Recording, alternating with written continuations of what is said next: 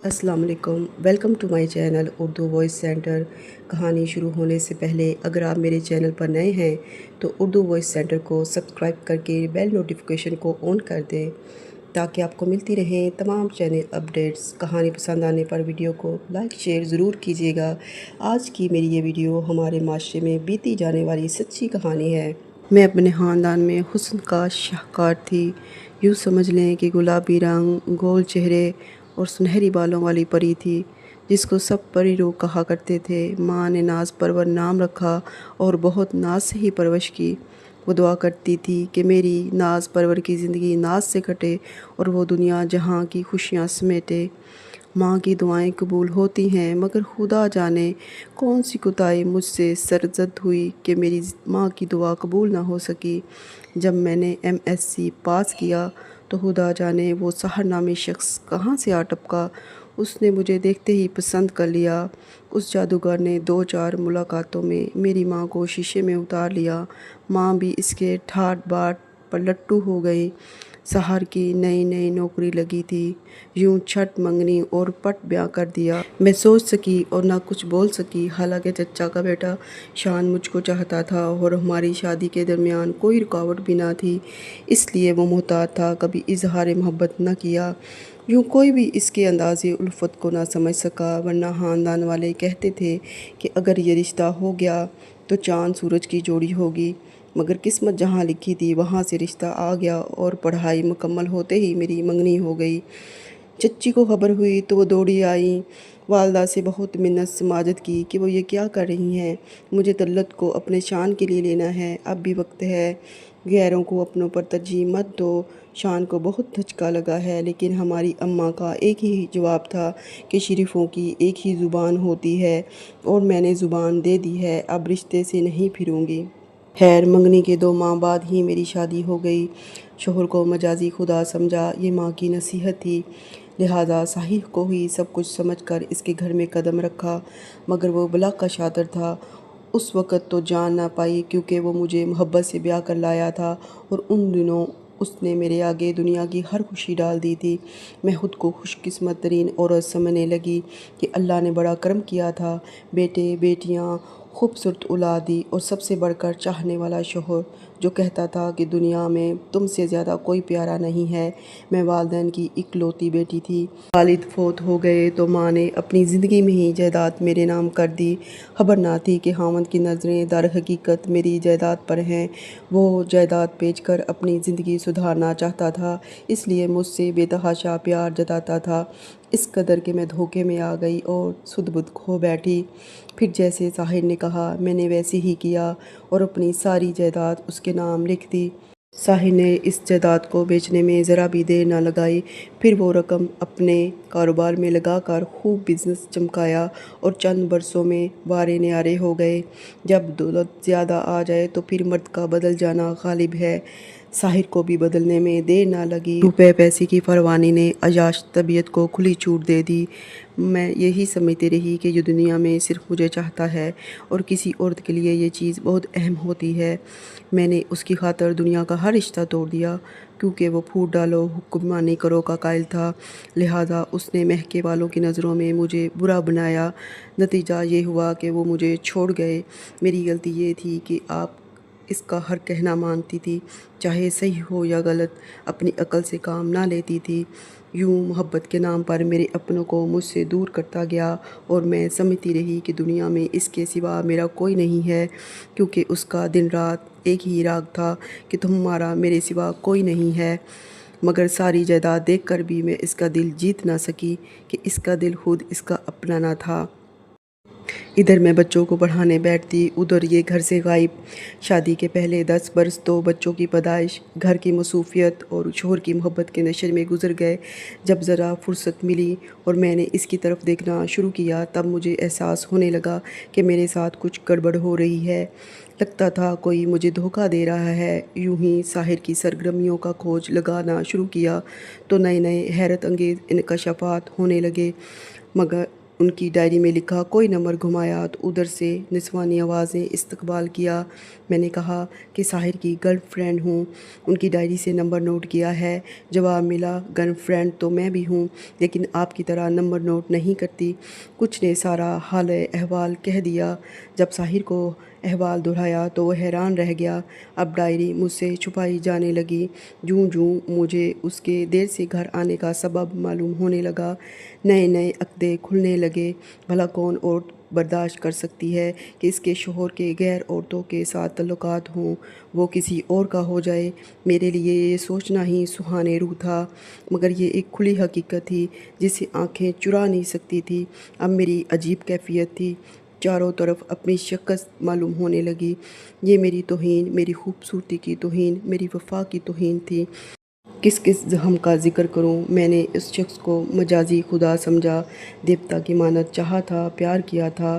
ایک وفادار بیوی کے لیے اس سے بڑھ کر دکھ کی بات اور کیا ہوگی کہ اس کا شوہر ہر رات ہوٹلوں میں اپنی گرل فرینڈز یا کال گرلز کے ساتھ وقت گزارے اور بیوی کو یہ باور کرائے کہ وہ دورے پر جا رہا ہے۔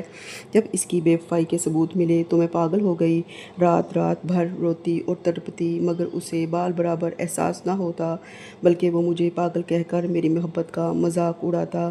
میں ایک مستقل کرب میں مبتلا رہنے لگی، مگر اس عالم میں بھی بچوں کی طرف سے غافل نہ تھی۔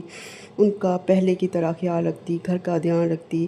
میں فطری طور پر ایک وفادار اور ہر حالت میں خاوند کا ساتھ دینے والی عورت تھی، مگر اب میری ساری خوبیاں کمزوریاں بن گئی تھیں۔ کبھی سحر کے کسی دوست کا فون آتا کہ بھابی شوہر کا خیال رکھیں، اس نے ایک عورت رکھی ہوئی ہے۔ کبھی ڈرائیور کہتا کہ صاحب عورتوں کو لے کر دوروں پر جاتے ہیں۔ اب جو میں غور کرتی تو خود بخود انکشافات ہوتے کہ یہ تو پہلے دن سے ہی ایسا تھا۔ میں اس کی محبت میں خواہ مخواہ پاگل تھی، وہ کبھی میرا نہ تھا۔ ان حالات نے بالآخر مجھے بیمار کر ڈالا اور میں مستقل بیمار رہنے لگی۔ اس نے پورے خاندان میں مشہور کر دیا کہ میں بیمار ہوں، شوہر کو خوشیاں نہیں دے سکتی۔ آخر شادی کے 25 سال بعد جب بچے جوان ہو کر شادی کی عمر کو پہنچ رہے تھے تو اس نے ایک کال گرل قسم کی لڑکی سے چوری چھپے شادی کر لی۔ 4 ماہ بعد میری بیٹی کی شادی ہوئی تو ہمیں پتہ چلا کہ ساحر نے نکاح کر لیا ہے۔ ہوا یوں کہ ہمارے داماد افتخار نے شادی کے چند دنوں بعد ہی اپنی دلہن کے ساتھ کوہ مری میں رہائش کے لیے ایک اعلیٰ ہوٹل میں کمرہ بک کیا۔ جب وہ میری بیٹی کے ہمراہ اس ہوٹل میں پہنچا تو میرے میاں اپنی نئی نویلی دلہن کے ساتھ وہاں ٹھہرے ہوئے تھے۔ داماد سے آنکھیں چار ہوئیں تو ادھر ادھر ہو گئے۔ افتخار نے مجھے فون کر کے بتایا کہ سسر صاحب یہاں ہنی مون منا رہے ہیں۔ مت پوچھیے کہ مجھے کس قدر شرمندگی ہوئی، کتنی اہانت محسوس ہوئی۔ کیا جوان بیٹی کے باپ کو ایسا کرنا زیب دیتا ہے؟ میں رو رو کر پاگل ہو گئی۔ وفائیں یاد آئیں جو میں نے اس شخص سے کیں، ازدواجی زندگی میں جو اذیتیں برداشت کیں صرف میں ہی جانتی ہوں۔ اپنے شوہر کی خاطر وہ کچھ کیا جو کبھی نہ کرنا چاہتی تھی کہ شاید یہ میرا ہی رہے، مگر یہ محض ایک خواب ہی تھا۔ میرا دل کرچی کرچی ہو گیا۔ مجھ میں کوئی کمی نہ تھی، حسن میں، سلیقے میں، خاندانی شرافت اور تعلیم میں۔ جانے کیسی عورتیں اس کو ملتی تھیں جس سے اسے خوشی ملتی تھی۔ جو بات ان میں تھی وہ وارگی مجھ میں نہ تھی۔ نوبت یہاں تک پہنچ گئی کہ ساحر کھلم کھلا شراب پینے لگا، نشے میں مجھ کو مارتا، بچوں کو گالیاں دیتا۔ یہ تو وہ شخص ہی نہ رہا تھا جو مجھ سے محبت کرتا تھا، جو میری ماں کو شرافت کا فریب دے کر مجھے بیاہ کر لے گیا تھا۔ دراصل وہ پہلے دن سے ہی ایسا تھا، مگر کامیاب رازداری برتتے ہوئے اس نے 22 سال تک اپنی اس پوشیدہ زندگی کو ہم پر آشکار نہ ہونے دیا۔ اب اس کو کسی کی پرواہ نہیں تھی۔ ایک دن اس کے دوستوں نے فون کیا کہ آپ کے شوہر فلاں جگہ ہیں، ان کی زندگی کو خطرہ ہے۔ میں دوڑی گئی، ساحر کو ایسی جگہ سے لائی جو غلط عورتوں کے ٹھکانے تھے، مگر اس نے مجھ کو یہی کہا کہ میں ان کی مدد کرتا ہوں، میرے ان کے ساتھ غلط مراسم نہیں ہے۔ سب کچھ جان کر بھی میں نے اعتبار کر لیا، مگر میں بھولی تھی اور یہ شادر کھلاڑی۔ ایک روز میری الماری کی چابی اٹھائی اور جب میں دوپہر کو سو گئی تو سیف کھول کر میرا سارا زیور نکال کر رفو چکر ہو گیا۔ جب سو کر اٹھی تو الماری کا سیف کھلا ہوا تھا۔ نوکر برسوں پرانے تھے، ان پر شک بیجا تھا، کبھی انہوں نے کوئی شے نہ اٹھائی تھی۔ تاہم انسانی دل کبھی کبھی گمراہ بھی ہو سکتا ہے، کیونکہ ضرورت بڑی ظالم شے ہے۔ उन्हीं दिनों घरेलू मुलाजिम की बेटी की शादी होने वाली थी। मुझे गुमान हुआ कि उसने सेब खोलकर जेवर निकाल लिया है। उसकी खूब खबर ली। वो बेचारा कस्में खाता रहा, तब भी गुमान साहिर पर ना गया। उसी वक्त तायाजाद भाई सुलेमान आ गए, जो पुलिस में थे। उन्होंने सुन लिया कि मैं घरेलू मुलाजिम से झगड़ रही हूँ। उन्होंने आओ देखा ना ताओ उसको थाने ले गए। फिर उन्होंने वही किया जो पुलिस की आदत होती है, एक बेगुनाह को नाहक बेतहाशा मारा। फिर भी साहिर ने ज़ुबान से फूट कर ना दिया कि जेवर नौकर ने नहीं, मैंने उठाए हैं। वो तो इत्तेफाक से एक दिन मैं घरेलू सौदा सलफ ख़रीदने मार्केट गई तो साहिर की नई बेगम भी वहीं थी। बाहिर साहिब की गाड़ी खड़ी थी। मैं अपनी गाड़ी पहचान कर करीब गई। ड्राइवर से पूछा, तुम यहाँ क्या कर रहे हो? कहने लगे, ज़ुबान से नहीं बता सकता, आप अंदर जाकर देख लें। अंदर जाकर फ़ौरन उसको पहचान लिया। वो मेरे ज़ेवरात पहने हुए थी जो साहिब ने मेरी सेफ से उठाए थे। यकीन जानिए मैं बेहोश होते हुए बची। भला कोई औरत कैसे इतना बड़ा सदमा बर्दाश्त कर सकती है? मगर उस वक्त मार्केट में ख़ुद को संभाला कि हंगामा करने से अपनी इज़्ज़त खाक में मिल जाएगी। उसी वक्त सुलेमान भाई को फ़ोन किया कि मेरे मुलाजिम को छोड़ दीजिए, वो बेकसूर है। असल चोर का पता चल गया है। अपने जेवर भी आँखों से देख चुकी हूँ कि किसके बदन की जीनत बने हुए हैं। सारी ज़िंदगी अपने मुलाजिम के पिटने का दुख रहेगा। सुलेमान भाई को मैंने 25,000 देकर कहा कि उस मुलाजिम को दें ताकि बेटी की शादी कर दे और उस जुल्म का कुछ अज़ाला हो, मगर उसने ना लिए और ना दोबारा कभी हमारे दरवाज़े पर आया। मैं हाथ हिलाती रह गई कि पुराने मुलाजिम से अपनी बदगुमानी की माफ़ी तलब करूं, मगर उसने लौट कर हमारे घर की तरफ आना पसंद न किया कि इसके दिल को सख्त ठेस पहुंची थी। हम अमीर लोग भी कितने अजीब होते हैं, अपने मुखलस दयानतदार खिदमतगारों को भी नहीं पहचान सकते, और जो हमसे दगा कर रहे होते हैं, उन पर एतबार कर रहे होते हैं, उनके गुण गाते होते हैं। पहले वालदा को कुछ ना बताती थी कि इनको दुख होगा, मगर कब तक? जब दिल शिद्दत से फटने लगा, जब शोहर की जेब से गैर औरतों के साथ तस्वीरें बरामद होने लगीं तो रोकर माँ के गले लग जाती। वो झूठा दिलासा देती कि मर्द तो ऐसे ही होते हैं, भंवरे की तरह डाल डाल पात पात फिरते हैं। असल घर तो उस औरत का होता है जो इसके बच्चों की माँ होती है। सब्र सुकून से रहो, तहम्मुल से ज़िंदगी गुजारो, क्योंकि तुम ही इन्हें अपने बच्चे संभालने हैं। इस उम्र में शोहर से अलहदगी इख्तियार करोगी तो सारा ज़माना तुम्ही को इल्ज़ाम देगा, साहिर को कोई कुछ ना कहेगा। लोग तुम पे उंगलियां उठाएंगे, तुम्हारी बेटियां और दामाद तुमको इल्ज़ाम ठहराएंगे कि इस उम्र में तलाक ले ली। सब्र कर लेती तो क्या था। माँ के कहने पर साहिर से शादी की थी, उन्हीं के कहने पर घर का शिराजा बिखरने ना दिया, मगर सहते सहते सब्र करते करते असल शक्ल बदल गई। इतनी खूबसूरत थी कि लोग ब्यूटी क्वीन कहा करते थे। जब शोहर का असल चेहरा सामने आया तो सोचती हूँ कि ऐसे शख्स के साथ मैंने गुजारा कैसे कर लिया। शोहर दूसरी बीवी के साथ रहता है और मैं अपने बच्चों के साथ, लड़कियों की शादी हो गई है।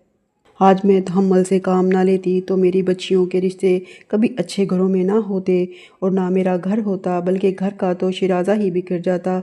अब कोई रात ऐसी नहीं गुजरती जो रो कर ना सोती हूँ। साहिर कभी हफ्ते में एक बार दिन घर चक्कर लगा लेते हैं, थोड़ी देर बैठते हैं, घर के कुछ मसले सुन लेते हैं। रात को कभी घर पर नहीं होते। मेरे बेटे जवान हैं, मुझे तन्हाई का कोई गम नहीं, मगर उस शख्स ने मेरी नस्वानियत की तौहीन की है, मेरे औरत होने का मान तोड़ा है। ये दुख मुझको ऐसे खाता है जैसे खुश्क लकड़ी को आग खाती है। सोचती हूँ कि लोग जब किसी शादीशुदा बाल बच्चों वाले शख्स को दूसरी शादी करते देखते हैं तब इसको रोकते क्यों नहीं। लोग खुद शादीशुदा बाल बच्चों वाले मर्दों को अपनी बेटियाँ दे देते हैं। वो शख्स जो 25 साल बाद भी अपनी बीवी का ना बन सका, अपने बच्चों का ना बन सका, वो इस नई औरत का कैसे बनेगा। पढ़ी लिखी लड़कियों को अगर ये पता चल जाए कि आदमी घाघ और शातिर औरतों का दीवाना है तो वो अपनी ज़िंदगी के शुरू ही में इस मर्द को अलहदा कर लें। आप मशकी औरत ज़रूर हैं, मगर ऐसे मर्द पूजने के काबिल हरगिज़ नहीं होते। कम से कम मेरा तो यही तजुर्बा है। औरत को चाहिए कि हमेशा और हर हाल में अपने बच्चों का ख्याल रखे, उनकी हिफाजत करे और घर का शिराजा बिखरने ना दे, क्योंकि बच्चे ही हम सबका कीमती असासा हैं। यही सोचकर मैंने सब्र किया और यही सोचकर वो औरतें भी सब्र करें जिनके शोहर साहिर जैसे हैं।